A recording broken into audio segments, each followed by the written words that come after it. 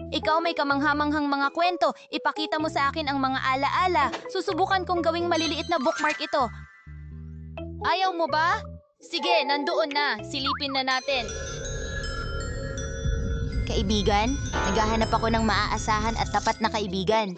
Kumusta yon? Mas mabuting umiwas siguro ako sa taong ito. Oras na para magtrabaho. Lola, tara na.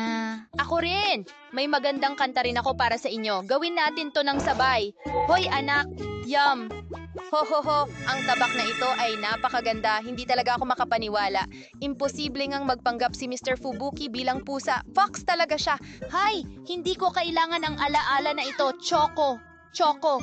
Ito ang kasal namin. Choco! Ay, pasensya na Susan. Hindi ko ito sasabihin sa'yo. Ah! Oh, wala namang laman ito. Ipinapakilala mo nga pala ang lahat ng maling tao ng walang pag-iingat, tila hindi mo alintana ang anumang babala ipinapaabot sa iyo kung ba iyon nga pa talaga ang gusto mo. Hindi na maiwasan. Lihim ito sa pagitan mo at sa akin. Ito ay panulat. Ang ganda, nag-aahit ako. Bakit? Sinabi ko iyon sa kanya, pero nagpapadala ito ng ihi sa alaala ng iba. Samurai, pero hindi ko kaya. Ang mundong ito ay purgatorio kung ganun nga. Kung ganun, ito ang kaligtasan ng sangkatauhan.